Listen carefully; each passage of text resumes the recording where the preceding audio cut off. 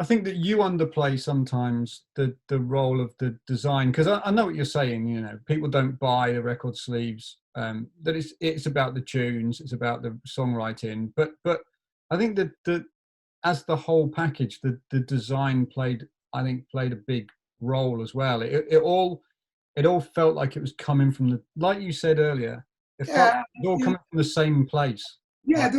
I get emails off fans to this day or comments on my social media saying that back in the day they did regard that the artwork was as important as the songs. They were like, oh, there's a new Oasis single, but I wonder what the artwork's going to be like, you know. So, and that's kind of unheard of, really, isn't it? You know,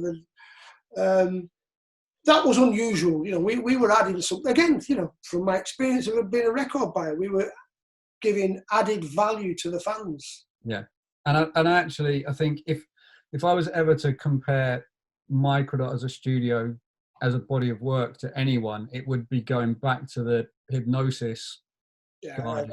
I'd have to agree with you. So the Storm. I remember seeing Storm Thorgerson do a talk, and just the way he talked about this kind of narrative approach and all this sort of stuff. It's very kind of. See, the thing is that people often think that I sort of mimic them, and I can only honestly say that's not true, because I only really became aware of them because I was a punk rocker when I was younger, right? So Hypnosis didn't mean anything to me. You know, I was not into Pink Floyd. I was not into Led Zeppelin. I didn't know their stuff. And I only really started to investigate it when I started doing those early Verve sleeves, when people say, wow, this is Dead Hypnosis. Who? Hypnosis with a G in it. Wow. So check them out. And yeah, some of the stuff there, so I love. Isn't that like the work they did for 10cc? Like, have you seen that album, How Dare You? Have you seen that? No, I don't think so. 10cc album called How Dare You. Right. And it's like, imagine the sleeve, it's like split into two. And in the one, you've got this business guy on the phone. And in the other half, totally separate scene, there's a sort of a middle-aged woman with a mascara on her face crying. And in the background, there's a couple getting out of a car. And the couple getting out of the car, there's a picture of them on his desk and all the rest of it. It's brilliant. Check it out. How Dare You, 10cc. That's Hypnosis.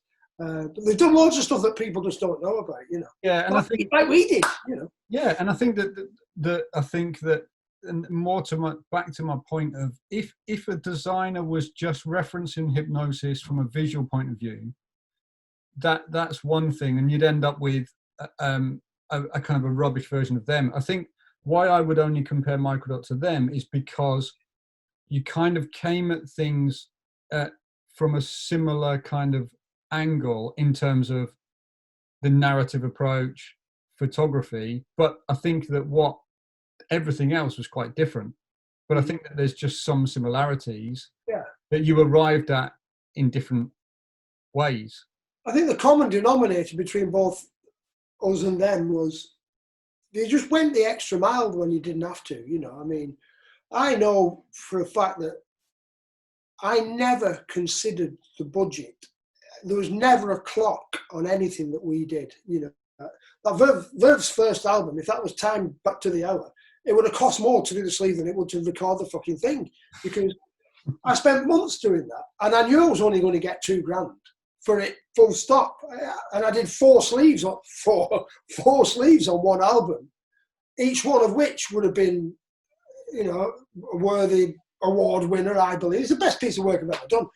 But that just highlights the fact that the money was not the issue. I was so passionate about it that, you know, it wasn't, you know, right, the time's up, the budget's gone. And no, we haven't got it right yet. You know, we've got to keep going. And I think if you look at their work, you can tell they cared. They were passionate. They wanted to just get it right, you know. And that's the main similarity, I think, that they really did give a shit.